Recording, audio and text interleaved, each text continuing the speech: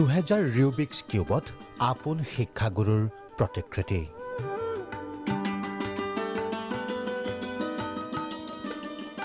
অসম জাতীয় বিদ্যালয়ৰ প্ৰাক্তন ছাত্ৰৰ অভিনৱ প্ৰয়াস। নিজৰ আপোন বিদ্যালয়খনৰ এজন শিক্ষকক শ্ৰদ্ধাঞ্জলি নিবেদনৰ এক অভিনৱ প্ৰয়াস। 2000 ৰুবিক্স কিউবৰ জৰিয়তে এইবাৰ শ্ৰদ্ধাঞ্জলি জ্ঞাপন কৰা হ'ল ত্ৰিদীপ ভট্টাচাৰ্য নামৰ এজন আপোন শিক্ষকক। বিভিন্ন ধৰণৰ আৰ্ট ফৰ্ম আপুনি দেখিছে আৰু কলাৰ মোহনীয়তাত আপুনি তন্ময় হৈছে। কলা ৰসিকৰ বাবে নতুনত্ব হেঁপাহৰ। আপোনাৰ সন্মুখত এয়া কিউব আৰ্টছ।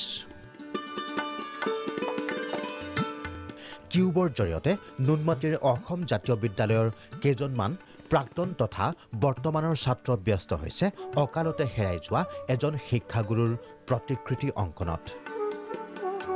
শিক্ষাগুৰুজন ত্ৰিদীপ ভট্টাচাৰ্য। এই অভিনৱ শ্ৰদ্ধাঞ্জলি স্বৰূপ কিউব আৰ্টছৰ নেতৃত্বত অসম গৌৰৱ কাব্যনীল তালুকদাৰ।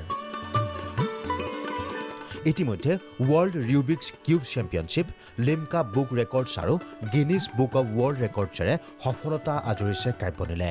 মৰমৰ ত্ৰিদীপ ভট্টাচাৰ্য ছাৰ, তেওঁ আমাৰ এই বিদ্যালয়ৰ অসম জাতীয় বিদ্যালয়ৰ শিক্ষাগুৰু আছিলে। আমি ছাৰৰ সোঁৱৰণত এখন আমি কিউব আৰ্ট আমি 2000 ৰুবিক্স কিউব ব্যৱহাৰ কৰি কিউব আৰ্ট এখন প্ৰস্তুত কৰি উলিয়াইছোঁ আৰু মই আৰু মোৰ সহপাঠী আমি 9জনে মিলি এই কিউব আৰ্টখন প্ৰস্তুত কৰি উলিয়াইছোঁ।